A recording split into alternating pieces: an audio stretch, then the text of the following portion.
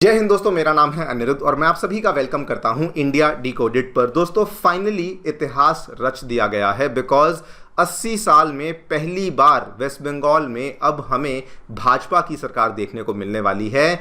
रुझान आपने देख ही लिए होंगे, हालांकि जो फाइनल रिजल्ट्स हैं कुछ कुछ सीट्स के वो भी सामने आना शुरू हो चुके हैं और इसे विक्ट्री कहना गलत होगा बिकॉज ये विक्ट्री नहीं बल्कि ये एक लैंडस्लाइड विक्ट्री है जो कि बीजेपी के द्वारा वेस्ट बंगाल में दर्ज करी गई है। आप लोग यहाँ पे देख भी सकते हैं स्क्रीन पर इलेक्शन कमीशन की वेबसाइट से जो रुझान सामने आ रहे हैं।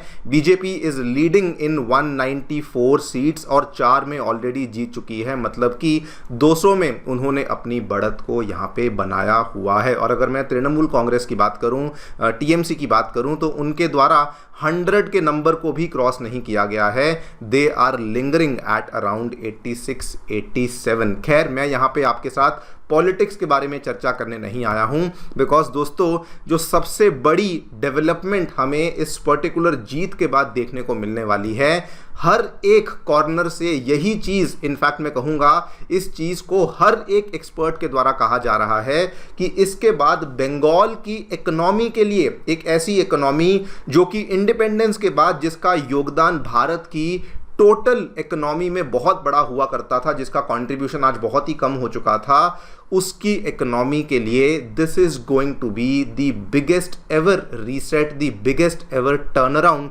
जो कि यहाँ पे इस पर्टिकुलर चुनाव के बाद हम लोग विटनेस करने वाले हैं। आप लोग यहाँ पे देखते चलिए क्या क्या चीज़ें सामने आ रही हैं। ये दोस्तों सुनील सिंघानिया एक एक्सपर्ट हैं, ये कहते हैं कि केवल बंगाल के इस चुनाव की वजह से जो इंडिया की नेशनल जीडीपी है उसमें हमें 0.5% का जो बूस्ट है वो केवल और केवल बंगाल की इकोनॉमी की वजह से देखने को मिलने वाला है। यहां पर भी आप देखिए कहा जा रहा है कि इस पर्टिकुलर जीत के बाद जो वेस्ट बंगाल में कॉरपोरेट इंटरेस्ट है वो फिर से रिवाइव होगा। वेस्ट बंगाल में जिन कंपनियों ने अपने आप को पिछले 15 वर्षों में एग्जिट करवाया था सिंगूर वाले मामले के बाद, वो सारी की सारी कंपनीज वापस आना शुरू होंगी। जो कोलकाता की रियल एस्टेट मार्केट है वहां पर भी अच्छे दिन हमें देखने को मिलेंगे। ये सारी की सारी बातें एनालिस्ट के द्वारा कही जा रही हैं। यहां पर भी देख सकते हैं 3 चीजों के ऊपर बताया जा रहा है कि ह्यूज टर्न अराउंड हम लोग विटनेस करने वाले हैं। पहला मेडिकल, दूसरा एजुकेशन और तीसरा इंडस्ट्री। इन तीनों के ही ऊपर मेजर लेवल पे फोकस किया जाएगा। और दोस्तों आप ये देखिए, ये केवल और केवल न्यूज आर्टिकल्स में नहीं, सोशल मीडिया पर भी आपको जगह जगह पे देखने को मिल रहा है। Bengal's business community is absolutely delighted with the result of Bengal elections, क्योंकि अब development will be back on the agenda. नौकरियां वापस आएंगी, निवेश वापस आएगा। उसके बाद कमेंट्स देखिए, जगह जगह पे अलग अलग तरह के कमेंट्स हैं, यानी कि लोग वाकई में बंगाल की इकोनॉमी को लेकर बहुत ज़्यादा ऑप्टिमिस्टिक हो चुके हैं। और अगर आप देखें ये दोस्तों बनता भी है, बंगाल की हालत पिछले कुछ सालों में खराब नहीं बल्कि खस्ता हो चुकी थी। आपके सामने मैं कुछ नंबर्स यहाँ पे दिखा रहा हूँ। 1960 एक ऐसा टाइम था बंगाल की इकोनॉमी का जो कंट्रीब्यूशन था towards the India's total GDP that was 10.5%, ये गिरते गिराते 5.6% पर आ चुका था। पिछले 15 साल का आपको नंबर देता हूँ। 2011 में बंगाल की स्टेट गवर्नमेंट का जो टोटल डेट था वो 1.9 लाख करोड़ था। अभी लेटेस्ट डेटा बताता है कि वो डेट बढ़ते बढ़ाते 3.5 गुना हो चुका था, 7.06 लाख करोड़ हो चुका था पिछले 15 सालों में। इसका मैं आपको डिटेल भी बताऊंगा। ये नंबर वाकई में बहुत शॉकिंग है। 6688 कंपनीज ने बंगाल को एग्जिट किया है। क्या कारण है मैं डिस्कस करूंगा। एंड और सुनिए, जो बंगाल का debt to the state GDP ratio है दैट इज 38.9%, जो कि अगर आप मेजर स्टेट्स की कैटेगरी में बात करें तो ये हाईएस्ट आपको देखने को मिलता है। और भी कई सारे नंबर्स हैं जो कि बताते हैं कि बंगाल की हालत बहुत ज़्यादा खस्ता हो चुकी थी पिछले कई वर्षों में। एक और नंबर जो कि आपको हैरान कर देगा, 1960-61 में बंगाल का जो एवरेज इनकम था जो हमें देखने को मिलता था वो नेशनल एवरेज की तुलना में 127.5% था। मतलब कि अगर नेशनल एवरेज 100 की थी तो बंगाल में जो हमें एवरेज इनकम देखने को मिलती थी तो वो 127 रुपए की थी। इवन गुजरात, तमिलनाडु, कर्नाटका जैसे स्टेट से भी बंगाल का जो नंबर था वो बहुत आगे था। लेकिन पिछले साल का नंबर देखिए, अगर नेशनल एवरेज दोस्तों 2,34,000 पे थी, बंगाल का जो नंबर था दैट वाज 25% कम 1,81,000 पर आ चुकी थी। रैंकिंग देख लीजिए, एक समय पे रैंक 3 था और लेटेस्ट जो इनका रैंक था वो 24 पे आ चुका था। लेकिन अभी एक्सपर्ट्स ये मानते हैं ये सभी की सभी चीज़ों में हमें बहुत बड़ा रीसेट, बहुत बड़ा टर्न अराउंड देखने को मिलने वाला है और इसी पूरी चीज़ की एनालिसिस हम लोग करने वाले हैं। क्या अभी तक हुआ था और आगे चल कर के क्या क्या चेंजेस हम लोग विटनेस करने वाले हैं। आइए शुरू करते हैं मेरे साथ। मेरा नाम है अनिरुद्ध। यदि आप लोग हमें फॉलो करना चाहते हैं तो दिए गए टेलीग्राम और व्हाट्सएप चैनल के माध्यम से ऐसा कर सकते हैं। अगर आपको हमारा कंटेंट पसंद आता है तो दिए गए QR कोड के माध्यम से हमें कंट्रीब्यूट भी कर सकते हैं। All right, directly coming to the analysis, क्या देखने मिला है दोस्तों। पिछले 15 वर्षों में हम लोगों ने बंगाल में ऑलमोस्ट किसी भी एंगल से आप देख लीजिए इकोनॉमिकली तो केवल और केवल डिक्लाइन को ही विटनेस किया है। एक एक करके आपको बताता हूं। पहले अगर मैं इंडस्ट्रियल लेवल पे बात करूं, बहुत सारी चीज़ों में हमने डिक्लाइन को विटनेस किया। जो यहाँ पर बड़ी बड़ी इंडस्ट्रीज थी, बड़े बड़े जो कारोबार थे वो या तो एकदम से शट हो गए और या फिर उन्होंने अपना काम करना ही बंद कर दिया। यहाँ पर 3 उदाहरण आपके सामने।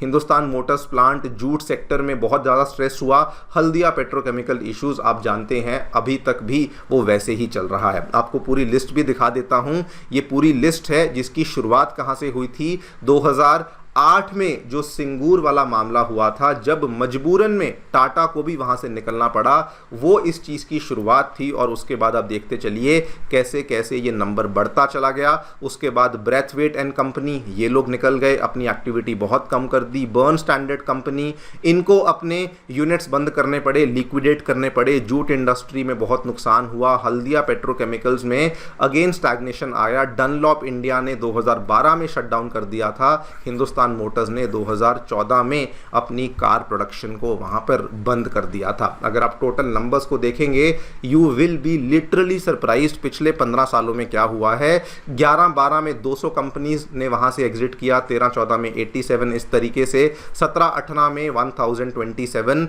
और उसके बाद ये आखिरी के 4-5 साल के अगर आप नंबर्स को ऐड ऑन करेंगे 2020-21 से लेकर 2024-25 तक ये नंबर सबसे ज़्यादा सरप्राइजिंग है। और टोटल जो कंपनीज ने बंगाल से अपने आप को एग्जिट किया, रीलोकेट किया, दैट इज नियरली 6700 के आसपास का नंबर देखने को मिलता था। और ये आपको बता दूं, ऐसा नहीं कि बंगाल गवर्नमेंट इनको कुछ इंसेंटिव नहीं देती थी, वो देती थी। लेकिन प्रॉब्लम कहाँ थी। पॉलिसीज में प्रिडिक्टेबिलिटी बिल्कुल नहीं थी, पॉलिसीज में कंटिन्यूटी बिल्कुल नहीं थी, जिस वजह से कंपनीज जैसे तैसे घुसती तो थी, अपने आप को एस्टैब्लिश तो करती थी, लेकिन वो अल्टीमेटली वहां पर आगे चल करके काम कर ही नहीं पाती थी। दूसरा, अगर मैं आपको यहाँ पे पैरामीटर की बात करूं, जो प्राइवेट इन्वेस्टमेंट का क्लाइमेट था वो बहुत ही ज़्यादा खराब बना हुआ था। उसका सबसे बड़ा कारण तो लैंड एक्विजिशन की कंट्रोवर्सीज ही थी। आप देख सकते हैं सिंगूर में क्या हुआ। उसके बाद on top of that bureaucratic delays हमें देखने को मिलते थे। इसका सबसे बड़ा आउटकम क्या था। एफडीआई दोस्तों कम नहीं, मैं कहूँगा बहुत कम देखने को मिलती थी। आपके सामने आप उदाहरण लेके चलिए गुजरात का। आम तौर पे हर साल गुजरात में 5 से 7 बिलियन डॉलर की एफडीआई देखने को मिल जाती है। उसको आप रुपीस में कन्वर्ट करके चलिए, मान के चलिए 40-45 हज़ार करोड़ से लेकर 60-65 हज़ार करोड़ के आसपास की एफडीआई गुजरात में आम हो चुकी है। लेकिन अगर आप वेस्ट बंगाल का नंबर देखेंगे, 6 सालों में 2019 से लेकर 2025 तक टोटल बता रहा हूं, 6 सालों में 15,000 करोड़ आई। गुजरात में 1 साल में 50,000 करोड़ आती है। और अगर मैं 2024-25 का नंबर लेके चलूं तो केवल 2,500 10,000 करोड़ की FDI है जो कि हमें वेस्ट बंगाल में देखने को मिली है। और ये क्यों हो रहा है? वही क्योंकि प्राइवेट इन्वेस्टमेंट को लेकर ये लोग बिल्कुल भी वैसा एनवायरनमेंट, वैसा एक इकोसिस्टम ही क्रिएट नहीं कर रहे थे कि बाहर की कंपनियां यहाँ पर आने में बिल्कुल भी इंटरेस्टेड नहीं थी। उसके बाद अगर मैं एम्प्लॉयमेंट की बात करूँ, वहाँ पर भी सिचुएशन बहुत ख़राब थी। क्वालिटी जॉब्स बिल्कुल अवेलेबल नहीं थी, जिसका इम्पैक्ट क्या था? एजुकेटेड यूथ वो वहाँ से अपने आप को बाहर निकालती थी। और आप लोग देखते ही थे, सुनते ही थे, रिक्रूटमेंट को लेके कितने सारे स्कैम्स होते थे। टीचर रिक्रूटमेंट का कंट्रोवर्सी तो बल्कि सुर्खियों में आता था, बल्कि उसके अलावा म्युनिसिपल बोर्ड्स में, म्युनिसिपैलिटीज़ में होने वाली जो कंट्रोवर्सीज थी वो भी यहाँ पर भर भर के देखने को मिलती थी। बल्कि एक एक्सपर्ट तो यहाँ पर ये कहते हैं कि कश्मीर से लेकर कन्याकुमारी तक द रीज़न आपको जगह जगह पे बंगाली लेबरर्स देखने को मिलते हैं, बिकॉज बंगाल में जो एग्रीकल्चरल वेजेस हैं वो पूरे कंट्री के कंपैरिजन में बहुत ही कम देखने को मिलती थी, जिस वजह से वहां से जो लोग थे वो निकलते थे और दूसरी स्टेट्स में जाकर के काम की तलाश में लग जाते थे। और ये सारी की सारी चीजें मैंने आपको जो बताई, अब इन सभी चीजों को कोलेट करके देखिए, इस पूरी स्टेट का जो डेट था वो इतना बढ़ चुका था कि डेट टू जीडीपी जो आंकड़ा था, टू द स्टेट जीडीपी, वो 38% के आसपास था। जो भी खर्चा किया जा रहा था वो केवल वेलफेयर स्पेंडिंग के नाम पे खर्चा होता था और इंफ्रास्ट्रक्चर और इंडस्ट्रियल पुश को लेकर ये करंट जो वहाँ पे सरकार थी वो बिल्कुल भी इंटरेस्टेड नहीं थी। आपके सामने नंबर्स हैं और मैं इसमें और भी आपको बताता हूँ। डेट टू जीडीपी रेशियो देखिए 39% के आसपास, which is highest among the major states. उसके बाद अगर आप रेवेन्यू डेफिसिट देखिए 1.7%, फिफ्थ हाईएस्ट इन इंडिया।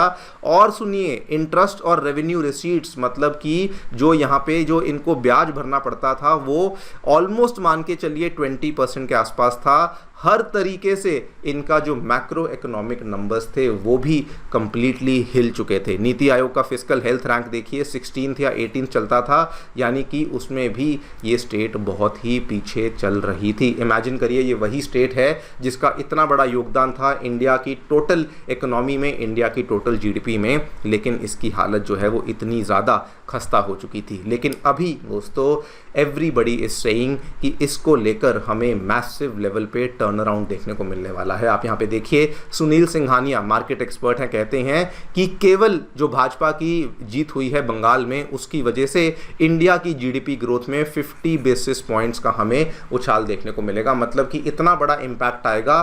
एक स्टेट की अगर वहाँ पे सरकार बनी है बीजेपी की तो उसका इम्पैक्ट भारत की जीडीपी ग्रोथ में सीधा 0.5% का आएगा। क्यों? बिकॉज बहुत ही लार्ज लेवल पे अंडर परफॉर्मिंग स्टेट थी। अगर मैं टोटल जीडीपी की बात करूं, $230 बिलियन की जीडीपी थी और वो एक तरीके से अब दोस्तों अनलॉक होने वाली है। इसके बाद इन्वेस्टर सेंटिमेंट इंप्रूव होने वाला है। इस चीज़ को लेकर आप देखिए, कॉर्पोरेट इंडिया भी बहुत ज़्यादा एक्साइटेड है, होपफुल है कि अब वहाँ पे फास्टर क्लियरेंसेज मिलेंगे, पॉलिसी में स्टेबिलिटी आएगी, प्रो इंडस्ट्री रिफॉर्म्स देखने को मिलेंगे, जिस वजह से ना केवल वो लोग अपने प्लांट्स को सेटअप कर पाएंगे बल्कि उसके साथ साथ कोलकाता और इंडस्ट्रियल कॉरिडोर्स में प्रॉपर्टी डिमांड का भी रिवाइवल देखने को मिलेगा। इवन एमएसएमईज के भी जो वहाँ पे ओनर्स हैं वो भी इस चीज़ को लेकर बहुत ज़्यादा ऑप्टिमिस्टिक हैं कि वो अपने काम को स्केल अप कर पाएंगे और सप्लाई चेन्स में अपने अपने सामान को भी वो इंटीग्रेट करना शुरू कर पाएंगे। देखिए आगे चलकर क्या होगा वो तो वक्त ही बताएगा, लेकिन फिलहाल